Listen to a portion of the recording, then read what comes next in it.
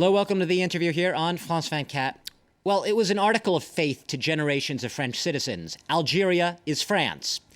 But more than half a century after Algeria gained its independence in a very bloody war, the French colonial legacy remains an open wound in both societies. Now, as Algerians were asked this week to approve a controversial fourth term for an aging leader that many say is too sick to govern, it was hard to avoid the impression, at least at times, of a country that's in decline despite itself, despite vast oil and gas resources and an energetic and very youthful population. How did it come to this? And how is a society that was once considered a beacon, if you'll call it that, for post-colonial states everywhere, how has it gotten stuck in what many of its own citizens describe as a rut? Well, my guest today is Tom Shepard. He's a associate professor of history at Johns Hopkins University in the U.S. He's written extensively on modern France and its former colonial empire, and he's author, notably, of The Invention of Decolonization, the Algerian War, and the Remaking of France. It explores the fallout from Algeria's war on France's very identity and state institutions. Thanks for being with us today from New York, Todd Shepard. My pleasure. Thanks for inviting me. Watching these elections in Algeria from here in France, one thing that has really struck me is what you might call a deafening silence from the French political elite, the politicians of any stripe. 130 years, Algeria was part of France, and yet today, you'll be hard-pressed to find any politician here talking about the election. What's going on? Right, well, I guess they sent John Kerry over. He speaks French. So I think one of the things that's been quite striking is that both the United States and France, Spain, the West in general, has clearly, cast their vote for Bouteflika, and so they're there. They've, when Holland went, I think they must be embarrassed by this. I mean, it's an embarrassing sight to be such, strong supporters of someone, and it's difficult for Bouteflika and for his supporters who are deeply committed to a tradition of sovereignty. Allowing French planes to fly over into Mali, a whole bunch of other decisions since Libya when they kind of stood up to the West and refused to support Western intervention or French intervention in particular.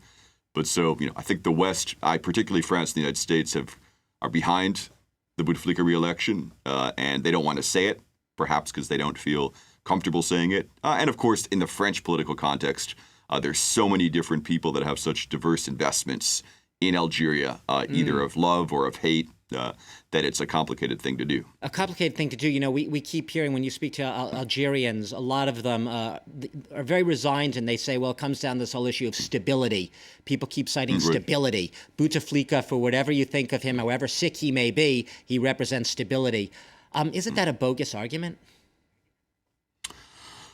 Well, I mean, no. I can see why people buy into it. I would.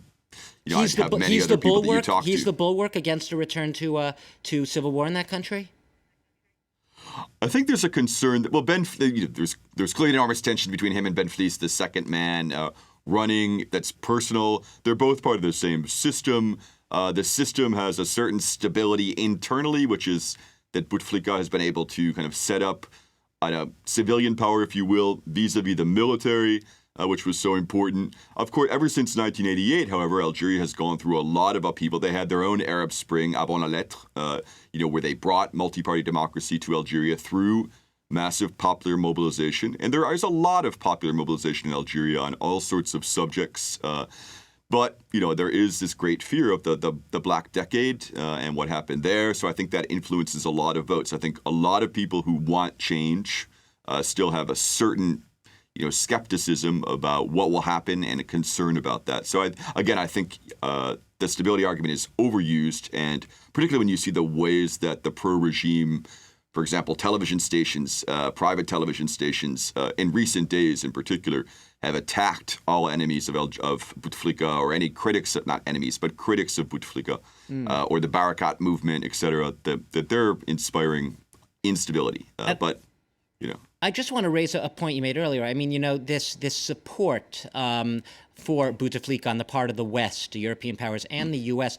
It strikes me as slightly incredible, given the fact Bouteflika fought against France in the Algerian War of Independence. I mean, he was on the enemy side there. And a few decades later, here he is, getting the backing of his former colonial master. Oh, sure. But like the most leaders of the FLN at the time, he was far more conversant and far more comfortable in French than he is in Arabic.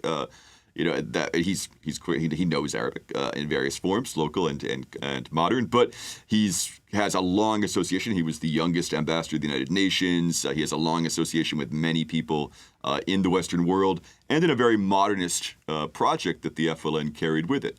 That was looking towards the West as a critic, but also looking to build things that seem to make sense to people in the West as well.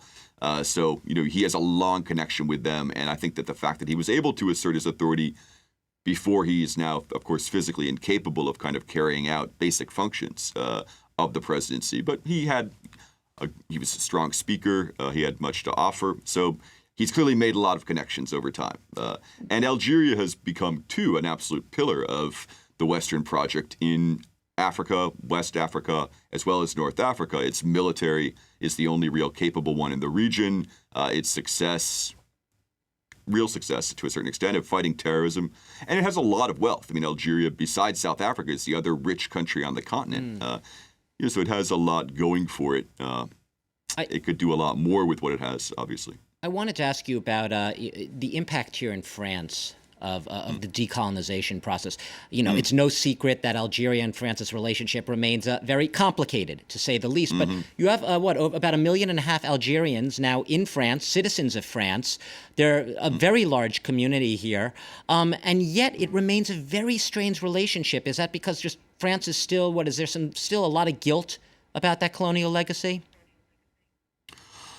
There's guilt. I think it's, I tend to look at it in more structural ways, foundationally, of a certain erasure of this history that was really important to both countries. Just all that Algeria brought to France, all that Algeria made possible for France, the ways that even French government was designed to keep Algeria as part of France for so long. It's been redesigned, in 58, 62 to exclude Algeria. One of the things that's most striking, I think, is that all Algerians had French citizenship in 1962. And they were, for the vast majority of it, was taken away from them. And so people then had to ask again for a nationality and a citizenship that was theirs. So that's one signal of how difficult, of how, without explicitly talking about this, the French made a decision to target one particular group of people who were supposedly French before and now could not really be French. So Algeria couldn't be French. The definition sort of changed overnight. There's another group, the Harkis, obviously, and these were Algerians who fought with the French army against Algeria's liberation front there. And they were just only recently really recognized for their contributions by the French government. Right, it's been a long struggle. Here again is a real key example of people that actually had French nationality that were fighting then for their country, at least in legal terms, even if many of them didn't have much recognition of the fact that they were French. They didn't feel it, per se. But then they were asked when they came to France, they had to demand to get their nationality again. Then they were treated as people who were not even full citizens, but not citizens at all, as refugees rather than as people coming to their own country. And then they were kind of pushed aside, pushed into camps, mistreated, left uneducated. So it's been a long struggle here. And it's a real shameful episode of the history of France.